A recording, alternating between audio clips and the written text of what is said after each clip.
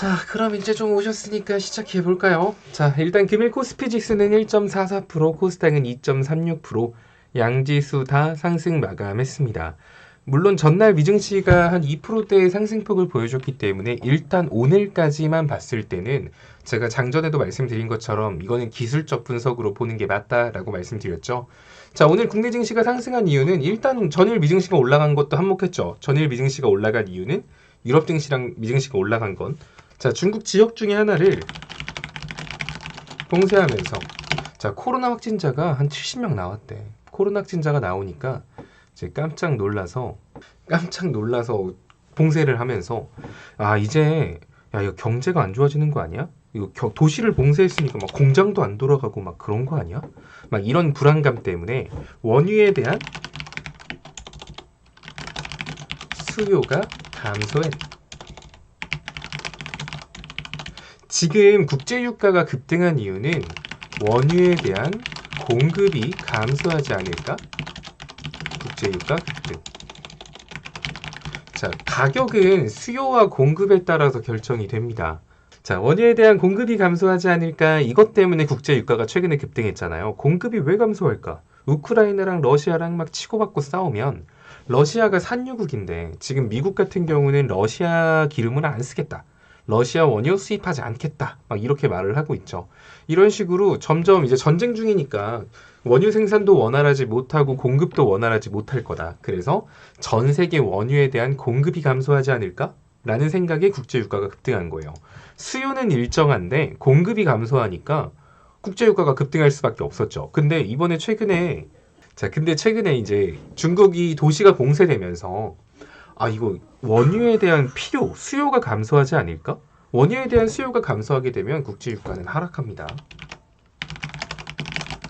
그래서 어찌 보면은 공급이 감소할 것 같아서 급등했는데 수요가 감소할 것 같아 하락. 그럼 이제 이거를 공급과 수요가 어느 정도 맞아지게 된 거죠.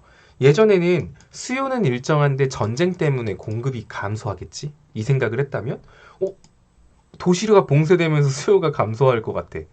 그러니까 수요 공급이 좀 잘 맞겠지 하면서 급등했던 유가가 떨어진 거거든요. 근데 사실 이거를 뭐 국제 유가가 하락해서 인플레이션에 대한 우려가 완화됐다라고 볼 수 있는가라고 생각하면 이걸 어떻게 긍정적으로 보겠어요. 수요가 하락했다라는 건 경제 성장이 더뎌지고 있다라는 뜻이거든요.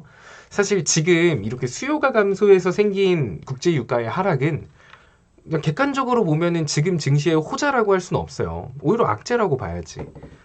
자, 과거에 여러분들 한참 기름값 쌌을 때 있죠. 시장이 완전 개박살 났었을 때.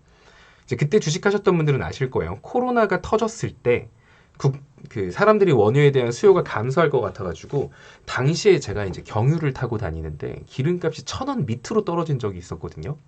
이런 식으로 경제가 안 좋다라는 걸 보여주는 게 어찌 보면 국제유가의 하락이에요. 근데 지금 이번에 국제유가 하락한 거를 막 인플레이션에 대한 우려가 완화돼서 상승했다 이렇게 보기엔 좀 무리가 있습니다. 아직까지는 기술적 반등으로 해석하는 게 맞아요. 그래서 어제 사실 미증시가 상승한 거는 뭐 그냥 기술적 반등으로 일단 보는 게 맞을 것 같아요.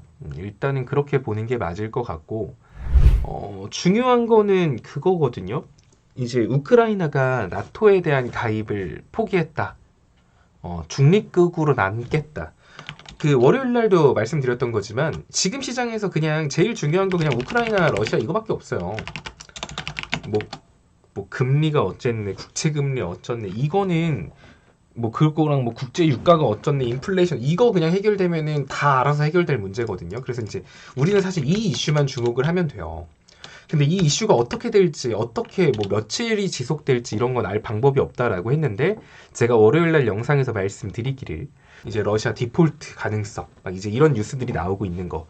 주식에 관심 있는 분들은 보셨을 거예요. 러시아 디폴트 위험이 있다, 이런 거.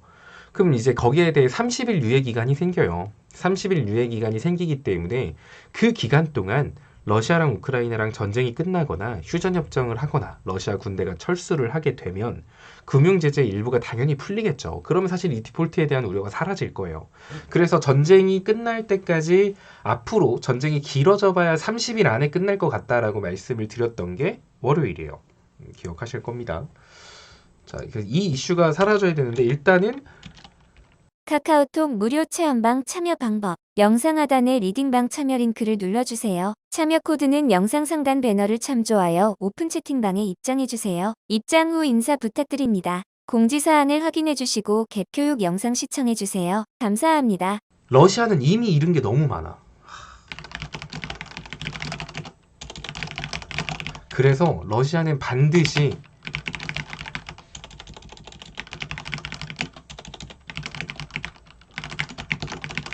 이거랑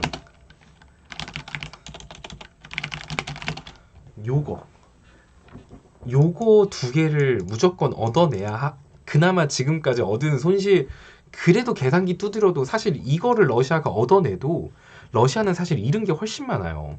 그래서 일단은 이건 얻어냈어요. 어제 뉴스를 통해서 나왔지만 우크라이나가 중립국가 될 가능성 높다. 이거 우크라이나가 양보했거든요. 그럼 이제 러시아가 이걸 양보하면 되는데, 이제 이거를 어떻게 양보할지 안 할지 사실 모르겠어요. 뭐 제가 푸틴도 아니고 뭐 어떻게 될지도 모르겠는데 사실 양보 안 할 것 같거든요. 이미 잃은 게 너무 많아서 겨우 이거 하나 얻어내려고 했었으면 애초에 전쟁을 일으켰으면 안 됐지. 제정신이면 일으키면 안 됐는데 사실 상식이 안 통하니까 또 어떻게 될지 모르겠다. 어쨌든 러시아와 그 우크라이나 러시아 전쟁이 끝나기 위해서 가장 중요했던 이거 하나가 해결이 됐어요. 그럼 이제 요것만 해결되면 돼. 영토 문제. 요것만 해결되면 되니까 어느 정도 여기에 대해 시장이 좀 기대감을 가지고 있는 것 같아요. 어떻게 보면 러시아가 이제 전쟁을 지속한다 그래도 30일 이내에 전쟁을 끝내야 되는 상황. 그러니까 점점 그 전쟁의 끝이 보인다라는 거죠.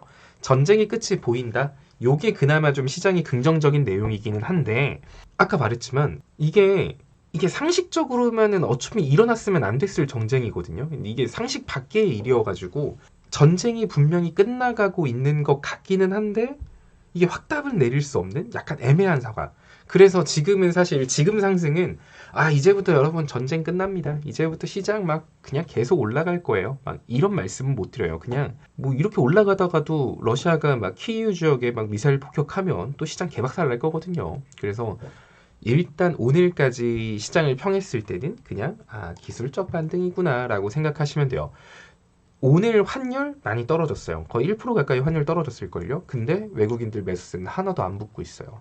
결국 기간이 어느 정도 방어해 준 거밖에 안 되고 외국인들의 매도세가 줄기는 했어도 매수세로 전환한 모습은 안 보이거든요. 이런 점들 보면은 아직까지는 방심하면 안 될 것 같아요.